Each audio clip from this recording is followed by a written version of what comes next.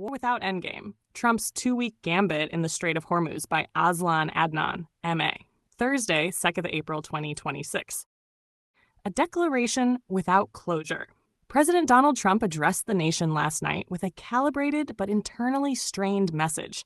He asserted that U.S. military objectives are nearing completion, projecting a possible end to the campaign within 2 to 3 weeks. At the same time, he shifted burden outward. He urged allies to take responsibility for reopening the Strait of Hormuz, while downplaying America's direct dependence on the route. Yet the deterrent edge remained explicit. If Iran keeps the strait blocked, the United States will respond extremely hard. The result is a structural contradiction. Closure is being announced even as escalation is being prepared.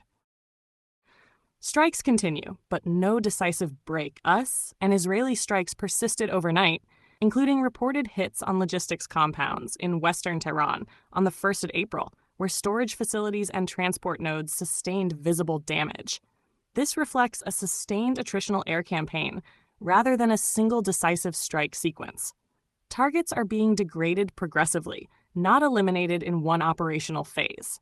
There is still no verified loss of senior Iranian military or political leadership, and no confirmed capture of high-ranking figures. Government continuity appears intact, and command structures remain functional. The claim of nearing completion therefore lacks a clearly identifiable endpoint. No decisive collapse threshold has been reached. Iran's counter: missiles and endurance. Iran has rejected ceasefire negotiations and continues active retaliation. On the 31st of March, missile strikes were reported near Tel Aviv and surrounding areas in Israel, with interceptions occurring but no interruption to launch capability. This continuity is significant. It demonstrates that Iran retains offensive reach despite sustained pressure. Strategically, Iran is not seeking rapid victory. It is maintaining operational endurance to prevent the conflict from reaching a clean conclusion on U.S. terms. The Strait of Hormuz: scale and pressure. The Strait of Hormuz remains the central pressure point in the conflict. Roughly 20% of global oil and LNG flows transit this corridor. Commercial shipping through the strait has been heavily disrupted for weeks. Tanker movements have dropped sharply, with many operators suspending transit during periods of heightened risk. Shipping insurance premiums remain elevated at multi-week highs, reflecting sustained exposure rather than a transient spike. Oil markets have reacted accordingly, with Brent crude repeatedly testing the $90 mark amid ongoing supply uncertainty. Trump's emphasis on allied responsibility is an attempt to distribute this burden, but operationally, reopening the strait requires persistent naval control, mine clearance, and deterrence against asymmetric attacks. That is a prolonged security task, not a short campaign objective. No ground war, a deliberate limit. There is no indication of a U.S. ground invasion. This remains a deliberate constraint on escalation. A land campaign in Iran would be resource-intensive and prolonged. Terrain, urban density, and defensive depth all favor extended conflict rather than rapid breakthrough. The United States is therefore relying on air and maritime operations. This approach limits immediate exposure but also limits decisive leverage. Air power can suppress and degrade. It rarely compels swift political resolution. The two-week paradox sharpened. Trump's timeline now sits in direct contradiction with battlefield realities. Iran continues missile operations. The Strait of Hormuz remains contested. Airstrikes have not produced systemic breakdown or leadership decapitation. The messaging serves multiple objectives simultaneously: reassure domestic audiences, pressure allies, and deter Iran. But the combined effect is unstable. A war described as nearing completion is being conducted as though escalation remains necessary. Escalation pathways and systemic risk. The conflict now faces a narrowing set of paths. One path involves intensified strikes that expand to energy infrastructure or maritime assets, increasing the likelihood of regional retaliation. The other path is sustained stalemate, with continued strikes, continued missile exchanges, and prolonged disruption at Hormuz. A decisive fork is forming: escalation or endurance. There is little evidence of a near-term resolution that avoids both. Either outcome carries systemic consequences. Energy markets remain volatile, shipping costs remain elevated, supply chains remain under persistent strain. In conclusion, The core contradiction: Trump's address projects closure onto a conflict that remains operationally active on multiple fronts. Iran is intact and retaliating. Hormuz remains disrupted. Military operations continue without decisive breakthrough. The central reality is now explicit. A war described as nearing its end is simultaneously structured for escalation. That contradiction, more than any single battlefield development, defines the trajectory of the conflict.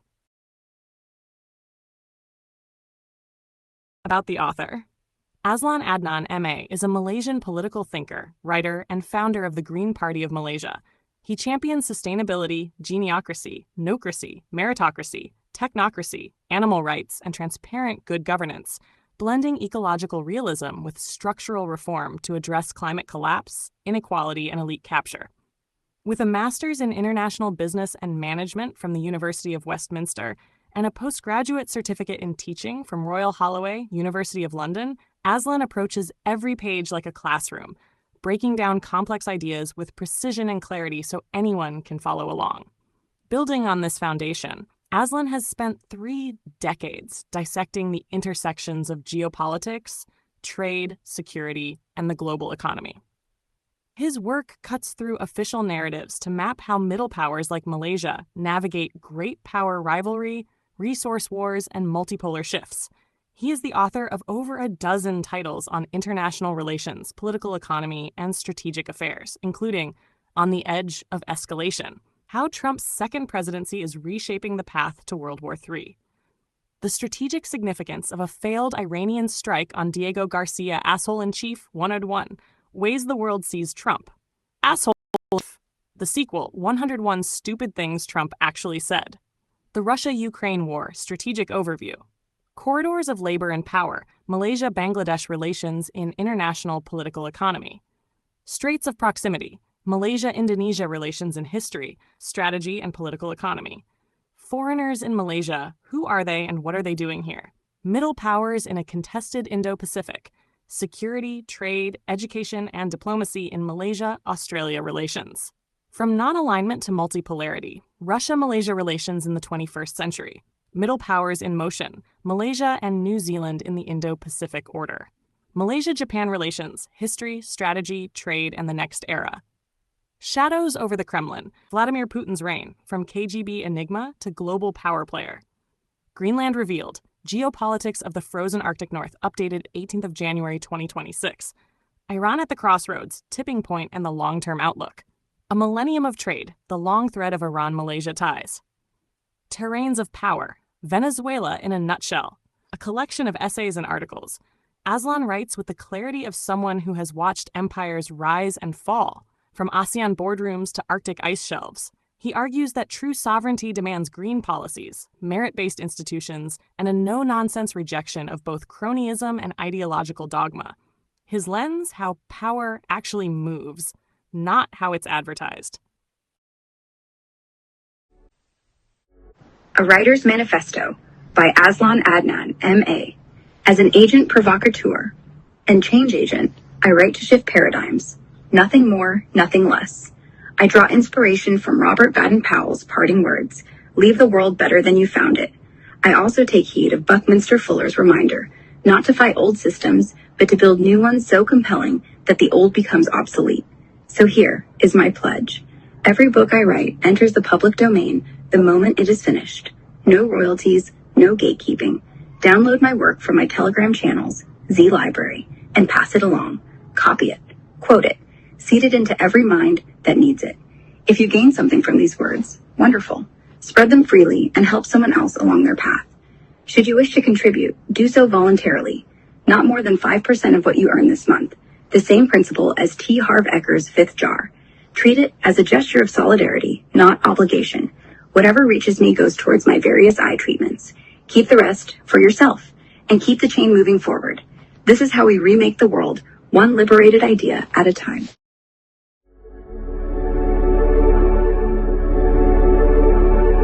A heartfelt light. To every soul whose hand did give, you've helped me dream, helped me live.